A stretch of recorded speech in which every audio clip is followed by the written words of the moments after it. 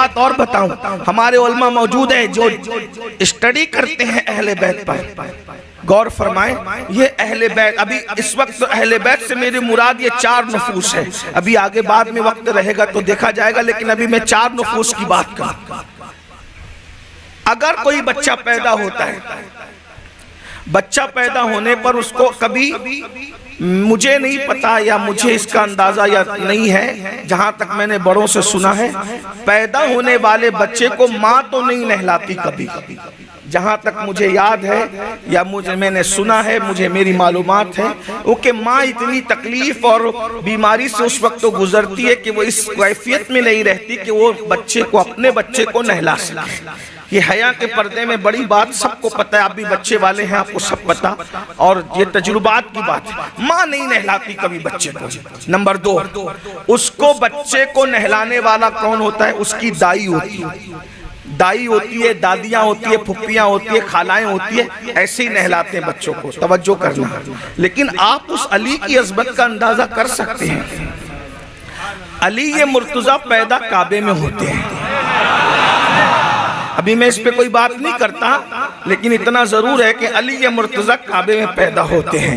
اس پر صرف جو وہ آپ کا آدھا منٹ لوں گا تاکہ آپ کے ذہن میں شک پیدا نہ ہو، اور انٹرنیٹ کے نابالغ محققین نے اگر آپ کے ذہن میں کوئی خبط ڈالا ہے تو آپ منتشر نہ ہو۔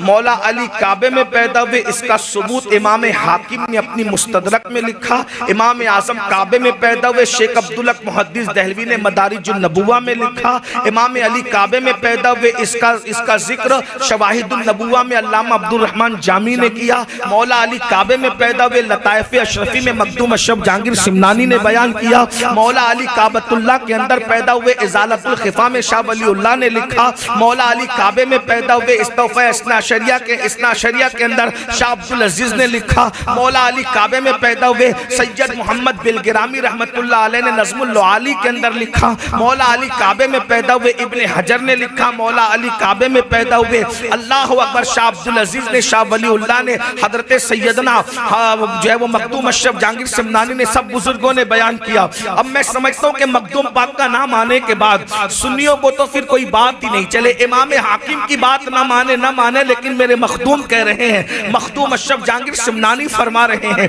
کہ مولا علی کعبے میں پیدا ہوئے، شاہ ولی اللہ نے بھی کہا، بڑے بڑے بزرگوں نے کہا، خیر چلے یہ بات ہے، لیکن کعبے میں پیدا ہوئے اس سے بڑی بات میں کرنا چاہتا ہوں آپ کے سامنے، توجہ کریں۔ کعبے میں پیدا ہوئے یہ تو کسی بچے کا نصیب ہی نہیں، اللہ اکبر، لیکن توجہ فرمائے اس سے بڑی بات، مولا علی کعبے میں پیدا ہوئے، یہ تو ایک بات بہت بڑی بات تھی، مگر اللہ اکبر، کعبے میں پیدا ہونے کے بعد 3 دن تک تو ان کی امی کعبے کے اندر ہی رہی، اور 3 دن کے بعد جب باہر نکلی تو پھر آپ نے جو ہے دیکھا کہ بچے کی آنکھ بند ہے، وہ آنکھ بند رکھے ہوئے ہے۔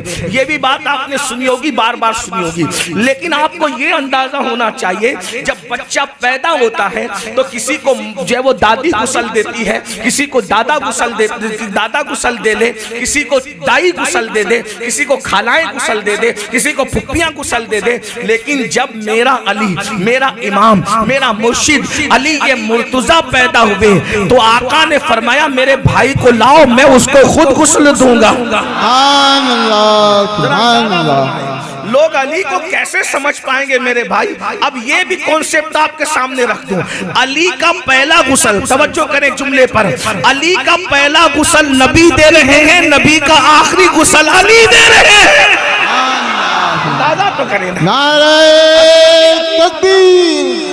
امام علی کی عظمت کا اندازہ کر کون سکتا ہے میرے بھائیو؟ ذرا بتاؤ تو صحیح، ابھی تو آگے سفر بہت لمبا باقی ہے، مجھے پجتر کی بارگاہ میں حاضری دینا ہے، لیکن آپ کا بارش میں ذوق و شوق دیکھ کر میرا دل چاہتا ہے کہ میں آپ کے سامنے کیا پیش کروں، اور عنوان اتنا بڑا ہے، 2 مرتبہ مقرر کو تقریر کرنے میں بڑی تکلیف ہوتی ہے۔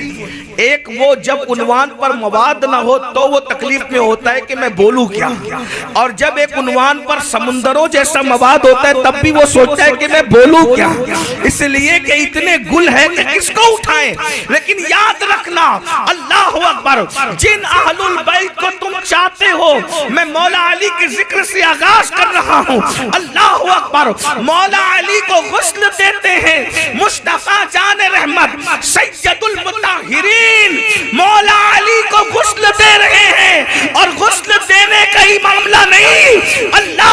پر علی کو غسل بھی نبی نے دیا، اور جب نبی نے علی کو گود میں لیا 3 دن تک علی نے آنکھیں بند کر کے رکھی، جب نبی کی گود میں آئے تو آنکھیں کھول کے مسکرا دیا، گویا کہ سب سے پہلے علی نے دنیا میں کسی کا چہرہ دیکھا تو وہ چہرہ مصطفیٰ تھا۔ نعرہ رسالت